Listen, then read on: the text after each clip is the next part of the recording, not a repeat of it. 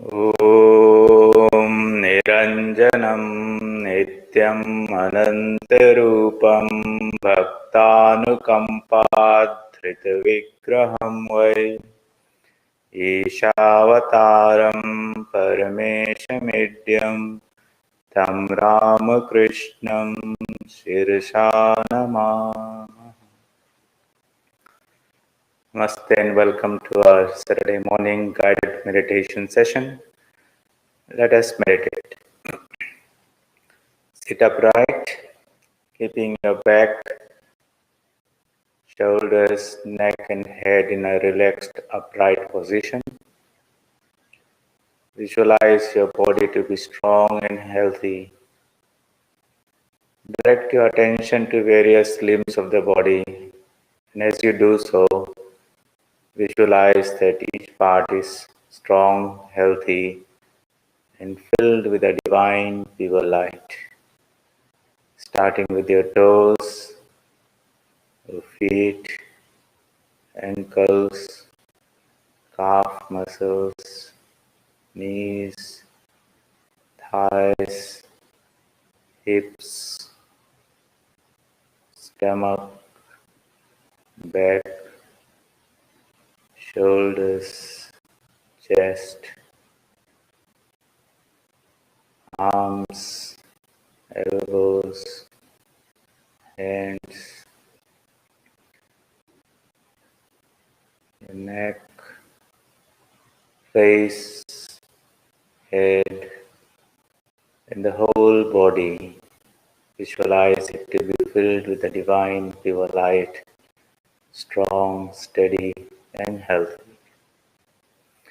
Now focus your mind on your breath. Breathe in and out slowly and deeply in a rhythmic manner.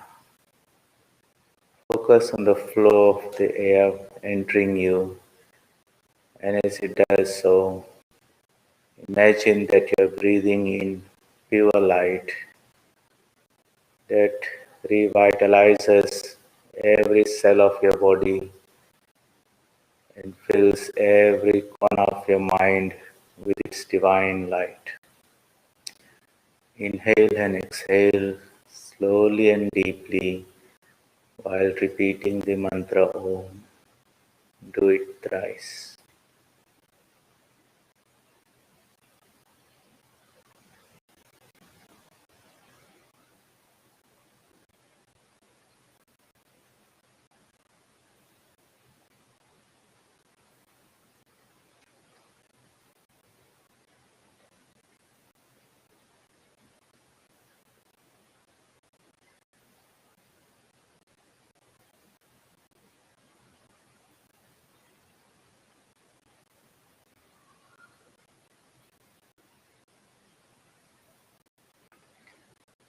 Let's pray for the welfare of all beings throughout the universe. This material universe, the physical universe, has its substratum, an infinite ocean of consciousness, whose very nature is purity, beauty, intelligence, grace, knowledge, bliss, and immortality. We pray to the divine infinite presence who dwells in the heart of all beings, who is the nature of infinite existence, infinite knowledge, infinite bliss, infinite peace, purity, beauty, and all divine excellences, to be gracious to all beings and attract their minds from the external world towards itself, residing in the hearts of all beings. May it illumine our minds, awaken our spirituality, and fill us from within with the divine excellences. Send out your prayers to your right.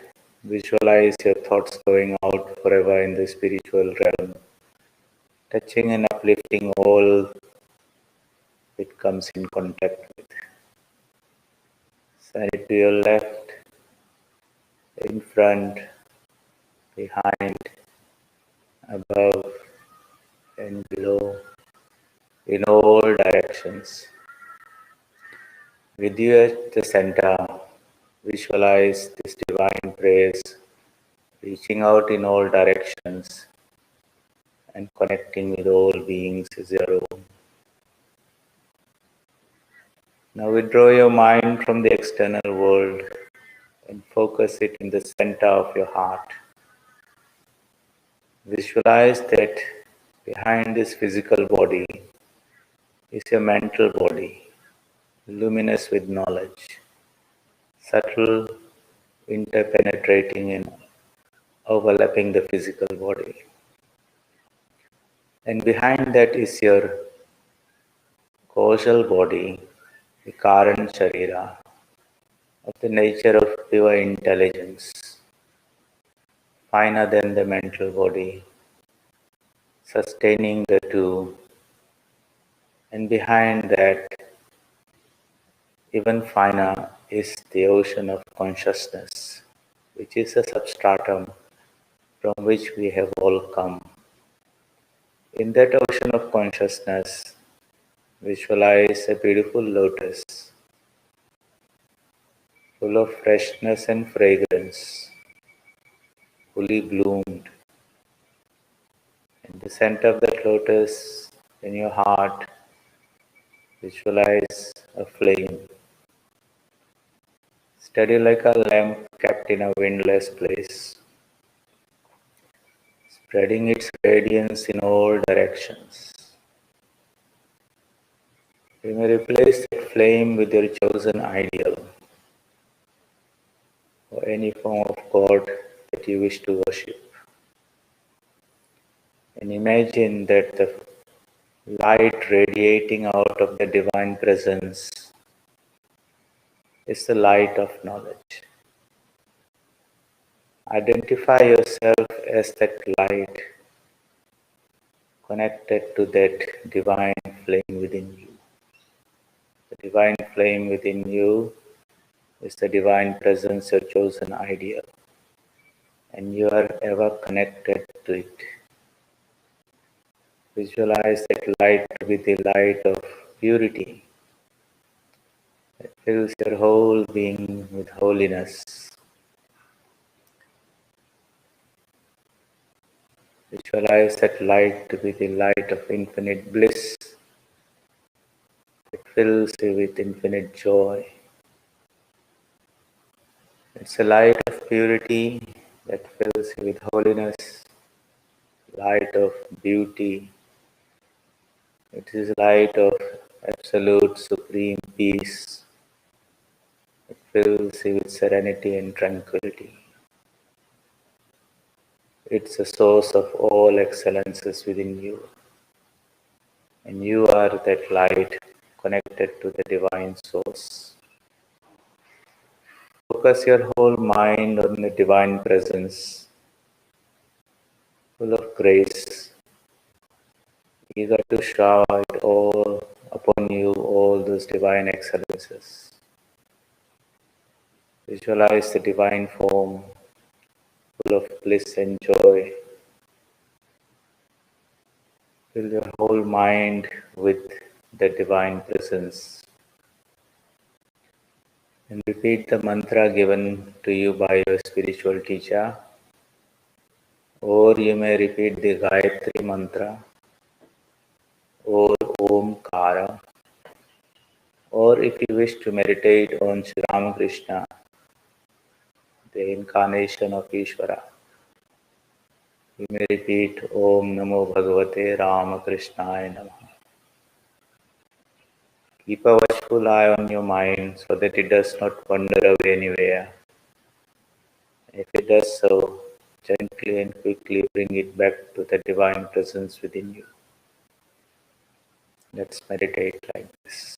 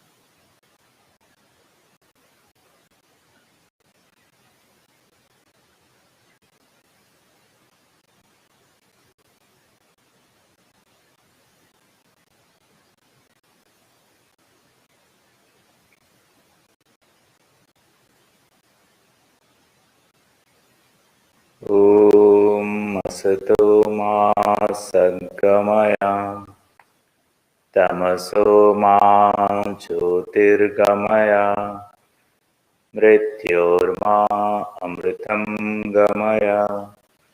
Om Shanti Shanti Shanti. Hari Om Tat Sat. Sri Ramakrishna Arpanamastu.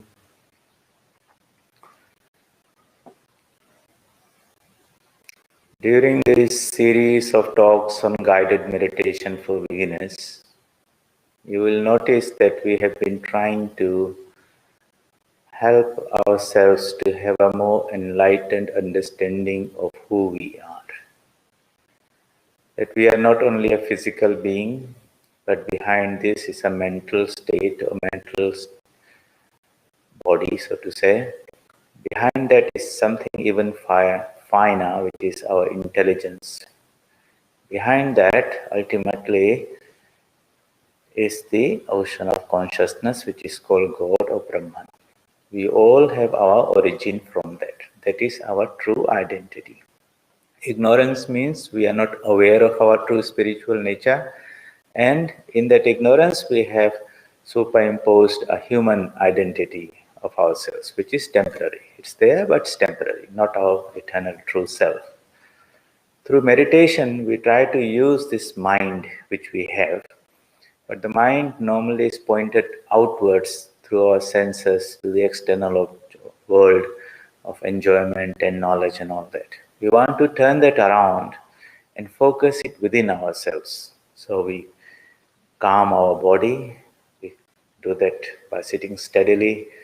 We calm our breath and mind. We pray for the welfare of all. And then the real meditation starts by focusing the mind inwards onto the true essence of ourselves, which we call our chosen ideal, that is our higher self. In that process, to focus the mind there at one point, to have that concentration of mind, we take help of a one particular aspect of God called our chosen ideal, as taught to us by our spiritual teacher, and the mantra. And the main mantra is Omkar, Pranava. By repeating it with great concentration and devotion. This is the word. Has to be done with devotion and has to be done with concentration. Not mechanically simply going while rest of our mind is engaged with outside world and other things. We have to get ourselves mentally ready so that everything is put aside for the time being, and with that proper preparation and proper purpose that in this 15-20 minutes, half an hour, I'm going to give my whole self to this one singular exercise of focusing the whole mind on to the divine within me. So when you repeat the mantra with great concentration and devotion, something will happen within you. And what will happen is that the power of the mantra Shakti, becomes awakened. The mantras that you receive from spiritual teachers are like living seeds, but you have to give some water and earth and all those things for it to grow. So as you do with greater and greater concentration, it will sort of ignite the power that is sitting potentially in a seed form will begin to sprout and grow, so to say. And you should feel that. And when you do that, you'll find that a lot of obstacles in the practice of spirituality will automatically begin to fade away. Just like in a dark room, you put in a lamp and then you turn it on and make the flame brighter and brighter and brighter. As the light becomes brighter, the darkness automatically fades away. So when that light within is very dim, that means that little consciousness we feel, with which a little bit of knowledge of the external world is available. The higher knowledge of our spiritual nature, that is not available. That which was available to Buddha, to Christ, to Ramakrishna, Vivekananda. We are not aware ourselves as that Atman. So that has to be turned on. We have to put in some fuel and energy into it. Repetition of the mantra with great concentration and devotion will make the divine light brighter and brighter and brighter. We say that word, it makes it brighter. Actually, the light is always bright, it does not change, what happens is this mind, which is obstructing that light from shining through, because it's full of so many thoughts and ideas constantly bubbling from outside world. Sensations are coming, our own thought process is going on, and there are things lying in our subconscious mind. It makes that lake of the mind full with ripples. We want to pacify that and calm that. So rather than having so many thoughts, we take the help of one particular thought, one particular idea. And the best idea is the idea related to the divine within us. And the idea that is represented by the word or Shabda Omkara Pranava. So tasya vachaka pranava. By repeating the pranava, which is the indicator of the divine within us, the Ishvara aspect or chosen ideal, our mind, which was scattered outwards, is now turning inwards. As we do it with great regularity and discipline and constantly as much as possible throughout the day in the back of the mind, gradually the mind, which has been scattered throughout so badly, slowly begins to gather itself. This concentrated mind is what we require. That's a powerful tool, your torchlight, your laser beam by which you can study and understand what's outside and also inside. So we have to understand this Omkara. What is so important about that? Well, when we are in a normal human being state of mind, the lowest three chakras in the body are functional. So those who are familiar with the spiritual anatomy, so to say, of the body, how we are constituted, we have got these different planes, levels of being. And when the energy levels are located right at the bottom of our spinal column in the Muladhara, or in the Swadhisthana, or the Manipura at the navel level, then we are like ordinary human beings, eating, drinking, procreating, doing all the human animal things, so to say. But this same power can be awakened and lifted to the heart level. And that's why we meditate at the heart chakra. And when that rises there through the sushumna, the energy that was getting out is now arrested and channelized in this spiritual channel. Then suddenly you will feel yourself filled with the divine light. And that is why we try to visualize that, imagination, that because imagination is powerful. Whatever you imagine that you will become. So we visualize that divine lotus in our heart with that flame there, and the light is becoming brighter. So with every repetition, as you focus on the divine presence in your light, with every repetition of the mantra, you should visualize that the light is becoming brighter and brighter and brighter. And it does so, all the darkness automatically recedes away. All the negativity, the tamoguna recedes away. So that should be your visualization as you. It's not a static process, a dynamic process of unfoldment. Something is happening with every repetition. It could be a very small amount, but nonetheless, it is happening something. And the more you do it, the greater the total result would be there. So in the Yoga Sutras, Maharishi Patanjali says that when you want to practice meditation, one of the best methods is repetition of the pranava, omkara, or the mantra that has been given by a spiritual teacher, which mostly starts with an Om, but it will have some bija mantra and some name particular to the chosen idea. So, so when we repeat that mantra with great devotion, then what happens? Then the knowledge of the Atman begins to become brighter, and all the impurities or obstacles to the knowledge are automatically dispelled. Two things happen simultaneously. As the dirt is removed, the light shines more and more and more.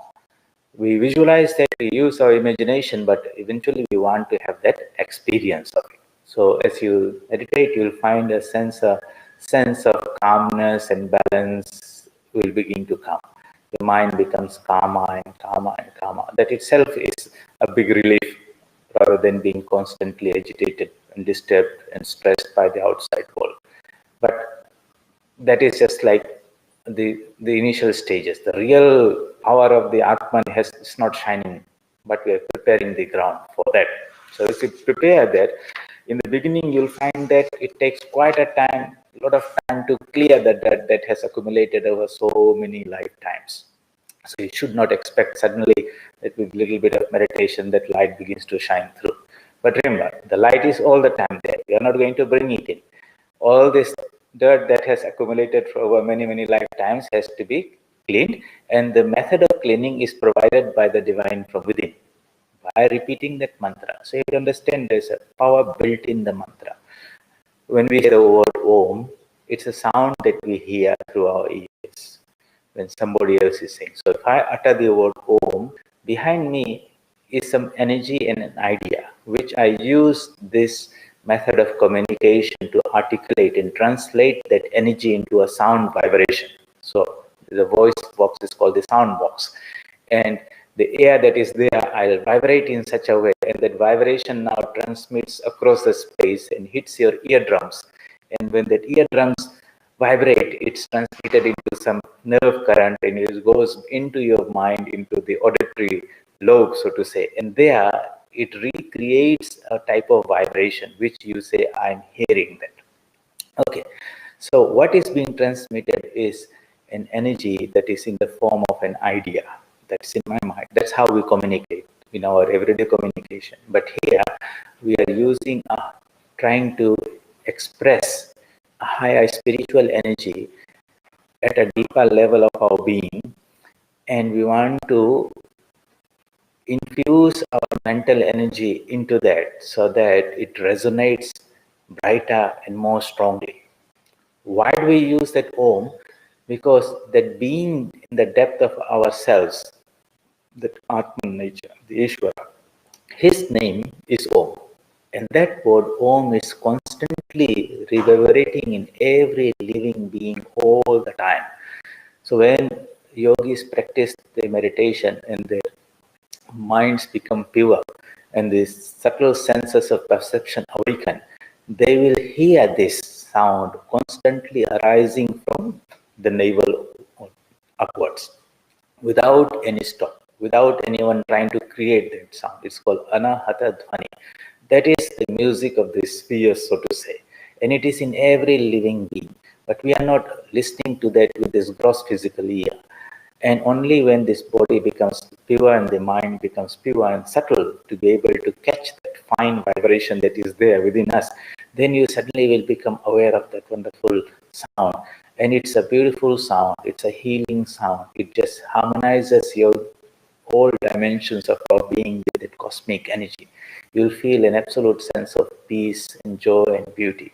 That's the starting point of spiritual life, so to say.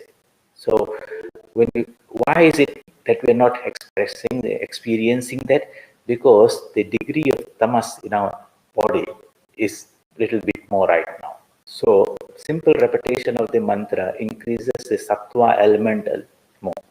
And when we have got a sufficient degree of that, then you'll find that what we are trying to understand through some concepts or visualize through our imagination, that is really an experience which man of realization had, but they're trying to communicate that to us through scriptures, and they are saying that just don't believe us, that won't help you. Belief is not going to help you. Turn this knowledge into an experience by practicing.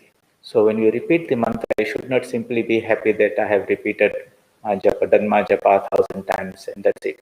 No, you should say, well, I'm just starting.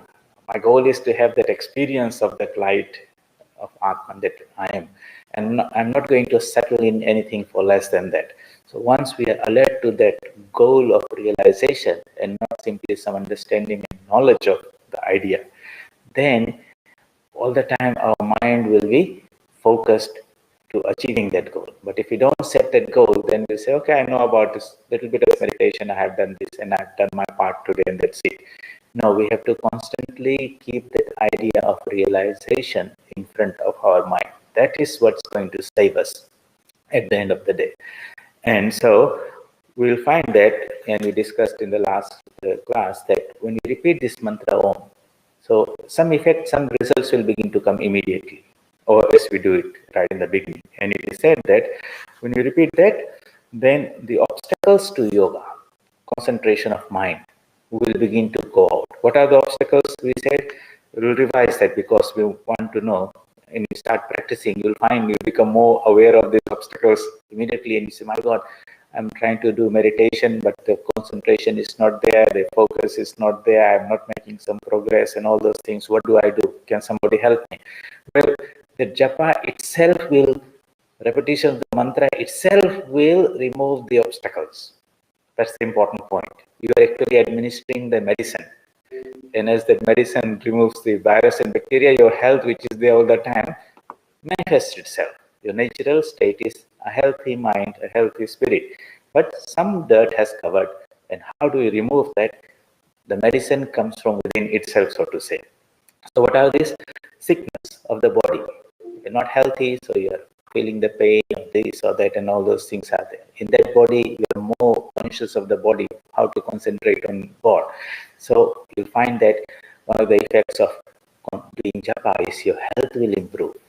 You have lightness of body, cheerfulness of mind, all those things are there.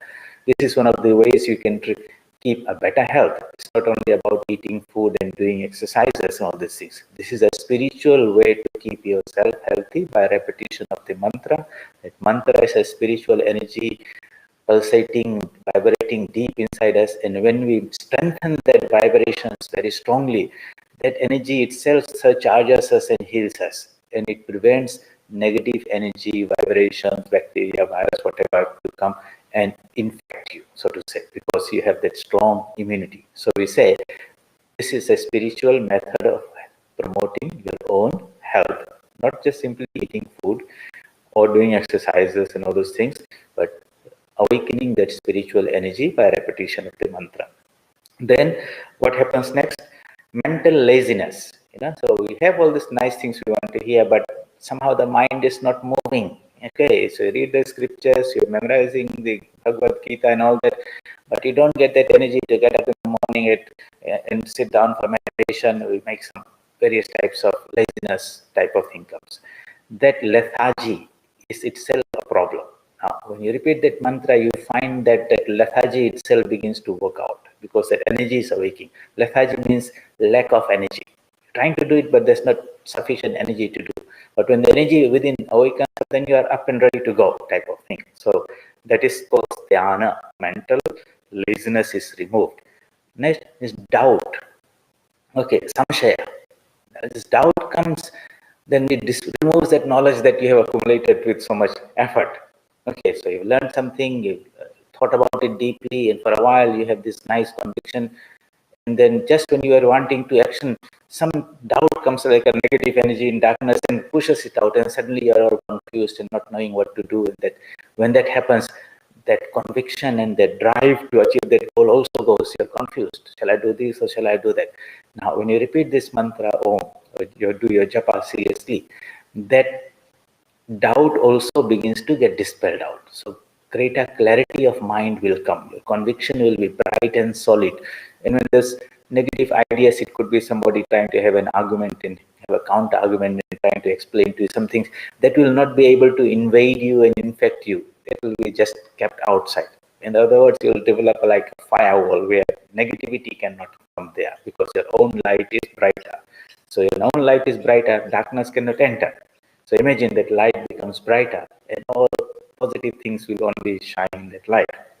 Then comes lack of enthusiasm, pramada. Okay, so yes, you do a little bit and then you begin to lose that streak. Okay, to get your initiation from a spiritual teacher for a while, you're doing all your japa and everything very strongly, and then slowly it becomes cooled down, so to say. Okay, that is not good because you're losing that steam, so to say. You have to keep on priming the engine all the time. Keep on pressing on the accelerator, maintaining that speed, so to say. Then comes sloth. Sloth is a type of negative energy. There's an animal called a sloth. You see how it moves very slowly. There's no enthusiasm in that life. So you'll see a person like that, he will not achieve anything in life. You have to have energy, virya, to that. So what happens? Repetition of the mantra removes this sloth also by awakening that energy within you. Then another problem is this craving for sense pleasures because the mind has been conditioned to go out and enjoy things, sense objects, so nice things to eat, nice things to hear, nice things to see and all that. The senses are constantly drawing the mind outside there.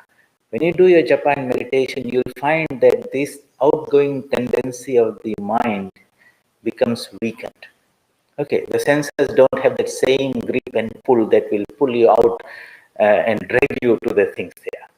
They might be there, but they're not so forceful.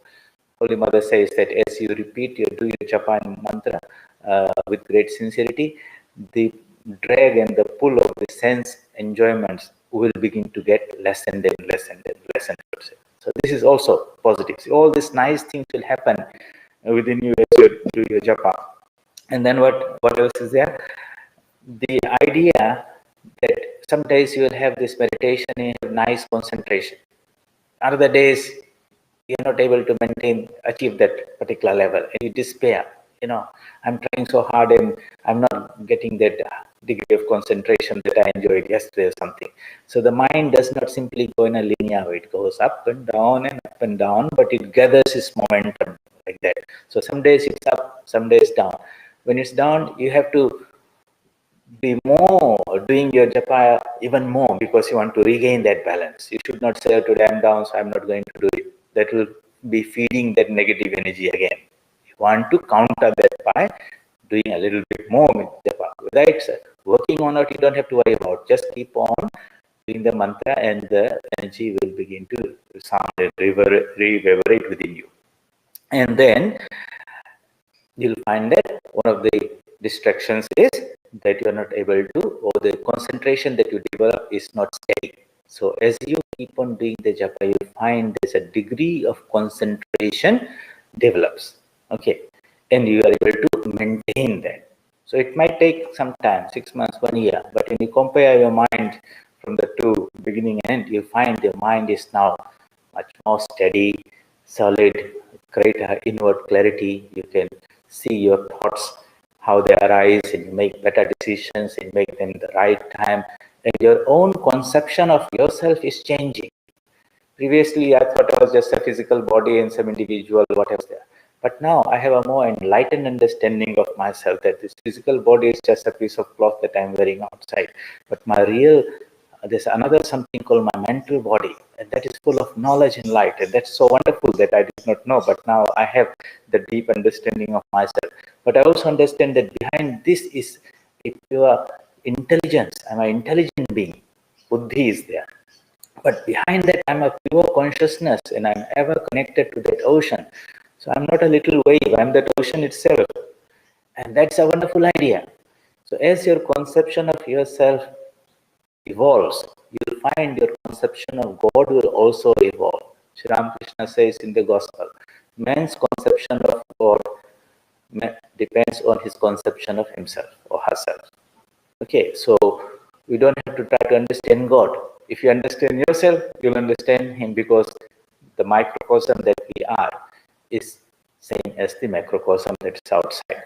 If you want to understand the ocean, you understand the water that's inside in the wave because both are made of the same substance. Only difference is that the wave is limited, the ocean is unlimited, but the substance is same. So the path to true knowledge is trying to find out who I am. And when you find that you know what's God, what's the world, everything is revealed to you. So these distractions that we mentioned there, when you are not practicing spiritual healing, so to say, these are accompanied by grief, despondency, trembling of the bodies, irregular breathing. So you'll find that the signs of the sickness, so to say, is that a sick mind means is unhappy all the time, full of grief. Okay, this despondent, negativity is there. It doesn't have any enthusiasm for anything, just for life. Body is always shaking things. You'll find this reflecting by people moving their hands and shaking their legs and things like that. They can't sit still. That energy is not balanced and focused and anchored. And you'll find a shallowness and irregular breathing in such people. When you practice this japa, you'll find these things will automatically go away. Your breathing becomes always calm and steady and deep and regular. Your body position, all this fidgeting type of tendencies will automatically disappear. Restless people whose mind is restless is showing by the restlessness of the body. So in a Such people who meditate become very calm and steady in a soothing environment around them. And when you go there, you also feel that same thing. So, these things can be removed by the practice of concentration on a single truth. Tat pratishedartham ekatva abhyasa. Abhyasa means practice. Ekatva means one idea. And what is that one idea? The idea of your divine self connected to the Ishvara that dwells in your own heart. That is a single idea during the day that we will try to maintain. That within me is that ocean of consciousness. Its manifestation, highest manifestation is Ishvara. The name of that Ishvara is Om or the mantra. And I am related to that in the same way that if the Ishvara is the flame, I am the light coming out of the flame. There's no meaning of a flame without any light coming out of it. And there cannot be any light without a flame inside. So we are inseparable.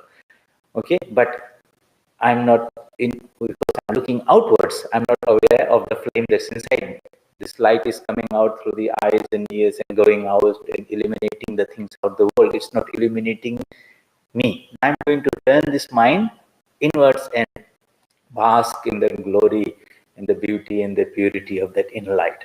That is the singular idea that you will constantly remind yourself throughout your day by the repetition of the mantra. This is my true identity. That is my true destiny.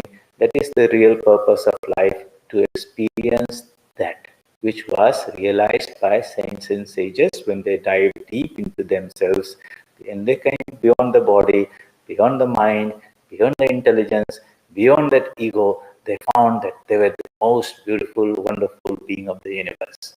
Now, this is a very beautiful, powerful idea. We are not sinners. We are not negative, useless beings in this world, drifting here meaninglessly and purposelessly, not knowing where we're coming and where we're going. That is all ignorance. But the truth is that we are something so wonderful. Just thinking about that idea constantly gives you so much joy and enthusiasm. So when we get knocked around by the world, and the world is trying to say that you are no good, and there's for every attempt there's a failure and all those type of things that happens in the world, turn around and remind yourself of what we really are and what is our true connection. This is very, very important to have that inward focus. Sri Ramakrishna says that if you understand who I am, who you are, and what is our relationship, then you don't have to do very much. So the incarnation of God is called Ishvara. So in the Pranam mantra, we chanted Ishavataram, you are the incarnation of Ishvara. The Pranam mantra to Sri Ramakrishna. And God comes, that Ishvara comes down in a human form and lives and moves around us to distribute that knowledge so that we can find our way back to Him. Such a one was Rama, Krishna, Buddha, Christ, and Ramakrishna. So when we approach them and the energy they give to us through that mantra, then that energy is a vibrant living mantra. The Ishvara is not, you can visualize it to be a spiritual energy, pulsating, vibrating deep inside us all the time. And when we repeat the mantra, our mind gets tuned to that energy. And when the two are resonating, then there's a flow of energy from the deeper level to our mental level and into a physical level. And that energy will energize us and awaken us and do all the magic. But somehow we have to connect with that. And it's a vibrating, pulsating energy there at a particular rhythm and frequency. When you repeat the mantra, you'll find your whole mind also begins to vibrate at that. And when they're at the same frequency, they begin to resonate with each other. Together they begin to go. And when that happens, the energy from the higher level flows to the lower level. That means the Ishvara level into the Jiva level. And that is how we can energize ourselves and lift ourselves to the higher planes of consciousness. So there's a little bit of that psychology and understanding in there. We can understand so much through this type of explanations and studying of the scriptures, but the real thing will come from our own experience of the truth by resonating with it and experiencing it. So these are not things about outside world. These are the truths about our inner nature, and they are our own divine birthright. And none can keep them away from us. Only we can deny that to ourselves, and we can alone have that knowledge and experience if we apply our time, effort, and energy to that spiritual goal. So, to do that, we pray to the divine in our own hearts to arrest that outgoing tendency of the mind, because that's where the problem is there, and give us that inspiration to seek the truth in our own hearts. As we dive deeper and deeper into our own being, you will find that light becomes brighter and brighter and brighter. And that's what we want, more and more of that spiritual light in our anchoring and joy. Then life becomes transformed. So we have to do this with great regularity, perseverance, and patience, with great enthusiasm and great tenacity, because it's not going to happen overnight, but it's worthwhile. If there's anything that's worthwhile achieving, that spiritual knowledge is the highest goal. So let's pray for our own welfare and the welfare of all. Om Asato Ma Sadgamaya Tamaso Ma Jyotirgamaya Mrityorma Amritam Gamaya. Om Shanti Shanti Shanti. Hari Om Tassat. Shri Ramakrishna Arpanamastu.